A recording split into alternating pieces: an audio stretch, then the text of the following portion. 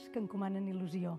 Sí, la il·lusió que ha de ser permanent perquè és molt difícil mantenir el lideratge i el grup si no hi ha aquesta il·lusió que es transmet, que és com una transmissió d'energia, no? Sí, realment quan una persona o un equip té il·lusió, hi ha alguna cosa especial que passa allà i que a vegades és difícil de definir, però que en canvi es percep, no? Hi ha una llum, hi ha una manera de fer, una manera de relacionar-se diferent.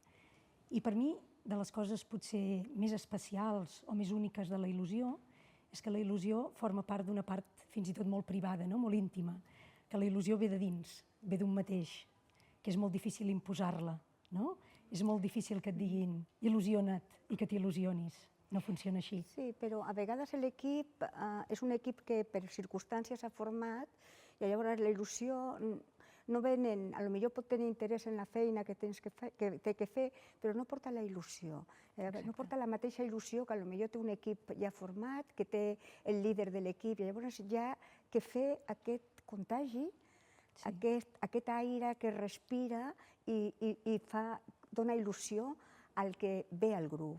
Sí, és exactament així, És a dir, és alguna cosa que es palpa, que o es té o no es té, però d'alguna manera la persona que lidera ha d'intentar crear aquelles circumstàncies que facilitin que la il·lusió germini, no? És com una mena de llavor que hi ha de ser, però si la terra no està abonada, si no hi ha uns determinats ingredients, serà molt difícil que la il·lusió hi sigui. Per mantenir aquesta il·lusió tu la pots mantenir en un projecte, però al final un equip entra en diversos projectes. Llavors, a part de tenir una il·lusió per un projecte que tu pots contagiar, també hi ha que tenir certa il·lusió de treballar junts. O sigui, de trobar complicitat en la gent que treballaràs. És com que hi ha diferents ingredients i com tu bé dius, Carmen, un d'ells és el crear la confiança, un bon clima de treball. I la confiança de la persona que lidera amb l'equip, però també és clau la confiança entre els diferents membres de l'equip. És molt difícil il·lusionar-te amb un projecte, amb qualsevol cosa, si no confies amb l'equip amb qui has de treballar. Crear la confiança té que veure amb el propi comportament del líder. És a dir, crear la confiança vol dir que la gent no té que tenir por ni d'equivocar-se, ni de dir que s'ha equivocat, ni de mostrar la seva fal·libilitat perquè el líder és capaç de demostrar-lo. O sigui que jo crec que la confiança ve de que tu siguis autèntic. Tu te tens que creure el que dius i el projecte i tenir tu la pròpia il·lusió. L'autenticitat és fonamental, és a dir, de creure tu. És a dir, el líder no pot fer veure una cosa que no es creu.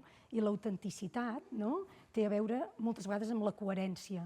Justament aquesta coherència és el que crea la credibilitat. I la credibilitat crea confiança i la confiança genera il·lusió, I al final és aquest cercle virtuós que es té i es demostra, com tu bé deies, amb el dia a dia, Evidentment que quan s'estableixen objectius hi ha d'haver aquest alineament, però es veu en molts dels gestos diaris i de la manera que es relacionen uns amb els altres.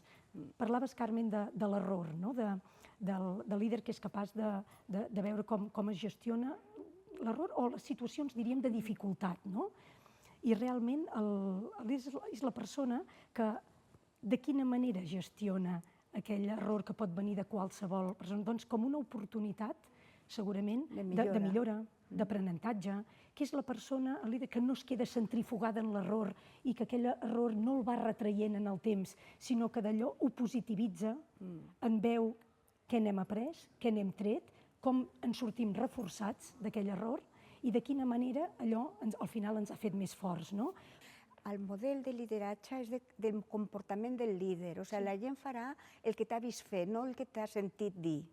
I això és una cosa molt important. A vegades no parles, però fas un comportament i això influeix moltíssim en la gent. La gent vol veure accions, no vol veure sentir paraules. Llavors, si tu manifestes confiança, si tu positivitzes cap a l'aprenentatge, les coses que no surten bé, la gent ho farà. Si tu no ho fas, la gent no ho farà, no cal que li diguis i que li sermonegis que ho tenen que fer. I un altre element que va relacionat amb això, crec també, és la capacitat del líder de definir molt bé els rols i les expectatives de cadascú. Això és fonamental. És a dir, perquè moltes vegades, sigui per assumpcions que fem, perquè donem per enteses moltes coses i potser en el cap no tenim exactament les mateixes coses, la importància de comunicar de manera assertiva, amb molta transparència, però amb molta claredat, què esperem de l'equip, però alhora que l'equip també pugui manifestar què espera. Sí, el que passa que a vegades considerem a l'equip com un equip, i l'equip són persones bastant diferents, i la diferència hi ha que revaloritzar-la, perquè la diferència no hi ha que fer-la evident com un focus de disfunció, sinó com una mena de complement. És a dir,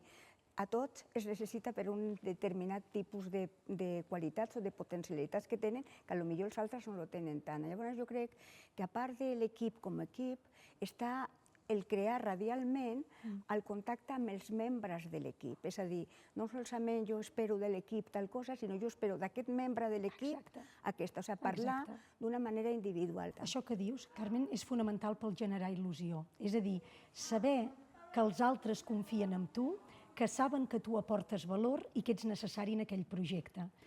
Jo crec que l'individu adult necessita un reconeixement que no sigui col·lectiu, també individual. És a dir, que poder trobar per cada membre de l'equip un aspecte del treball en el qual ell ha fet, ha posat més i que tothom sàpiga o tu fas veure el que aquesta persona individualment ha aportat a l'equip i ser lo suficientment, com tu dius, harmonitzadora, perquè totes les persones tinguin el seu corralito. Totalment. Tinguin una cosa on es puguin distingir per els altres. I després fer una venda del teu equip i dels mèrits de cadascun, no només com a equip, sinó el mèrit a fora. O sigui, defensar molt a la gent. Sí, un reconeixement, buscar el reconeixement per als teus membres de l'equip des de fora. Exacte. Perquè això, la gent és molt sensible al reconeixement dels iguals. Jo crec que això, Carmen, genera il·lusió. És a dir, formar part d'un equip que internament se't reconeix el que tu aportes, que col·lectivament es reconeix el que aporta l'equip, no? I des de fora es posa en valor, això és un dels elements que genera il·lusió, no? No hi ha res més desmotivador o desil·lusionant de pensar que tens un sostre de vidre, que hi ha algú que t'impedirà, que no et deixarà créixer, no? Per tant, de dir, jo aquí puc créixer tant com jo vulgui, depèn de mi, però m'estan posant les circumstàncies perquè jo pugui créixer professionalment i personalment. I penso que això és il·lusionador.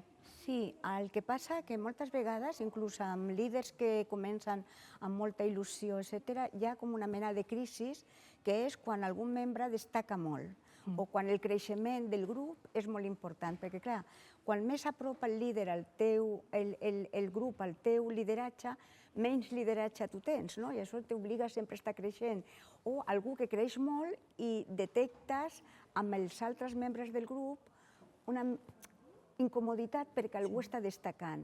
Jo no sé si tu t'has trobat i tens alguna fórmula màgica per poder mantenir aquest ambient que estem parlant quan es crea aquestes diferències perquè algú despunta. Moltes vegades al final acaben sent els egos de les persones. Al final hi ha una part de la nostra feina emocional que és importantíssim.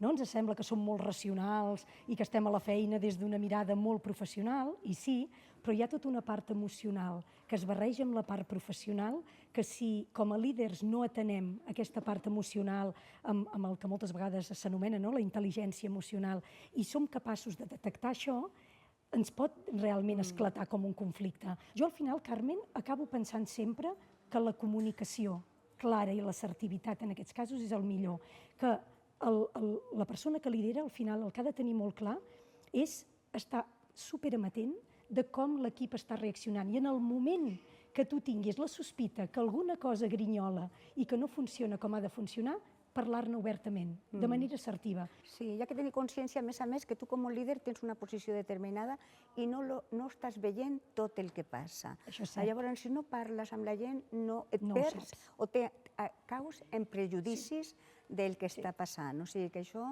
per mi, és molt important. Parlàvem de la credibilitat del líder. credibilitat, autenticitat. Jo penso que hi ha un element que va molt relacionat amb això, que és el rigor i el mètode. És a dir, un equip s'il·lusiona quan veu que la direcció és clara i que no es va donant pals de cec. És a dir, que hi hagi mètode, que hi hagi rigor, que hi hagi exigència, penso que és clau per motivar l'equip. Sí, a lo millor està relacionat amb això de què espero de l'equip i com ho espero, no? O sigui, d'exposar això no per part emocional, sinó realment per la missió d'execució que tenim que fer, quins són els passos i com ho tenim analitzat. Sí, sí, totalment, sí, segurament, sí, és important.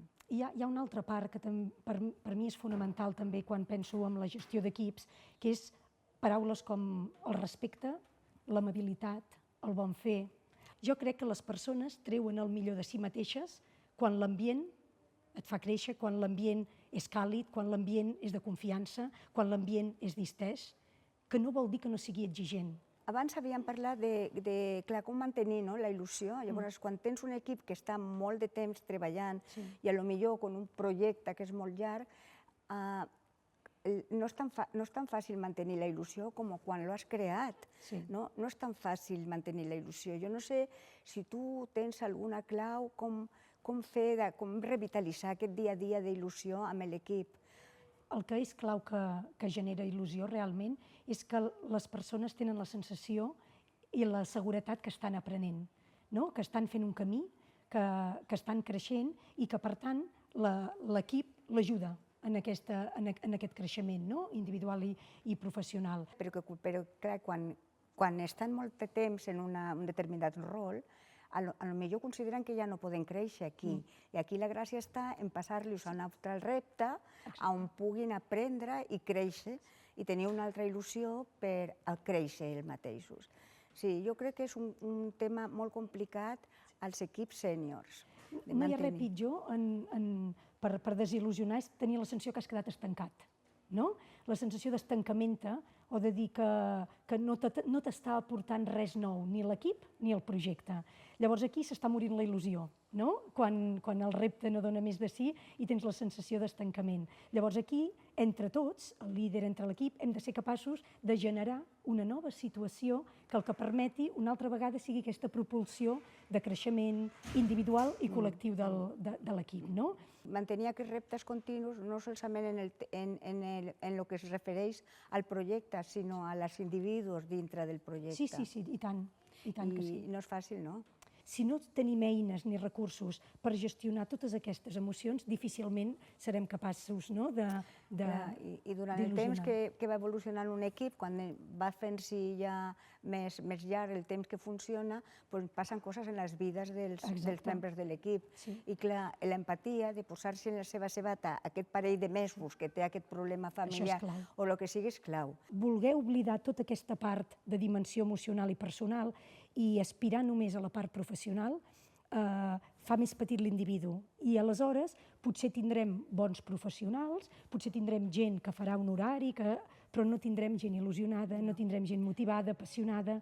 I la passió ve per tot, perquè agafes la persona en la seva totalitat, amb la seva vida personal i la seva vida professional. Que em vingui amb ganes d'estar en l'equip perquè troba tot això que necessita estar en aquest petit univers que és un equip. Estic contenta d'haver compartit amb tu aquesta estona. Carmen, un plaer. La veritat, un mestratge poder parlar amb tu. Se m'ha fet molt bé.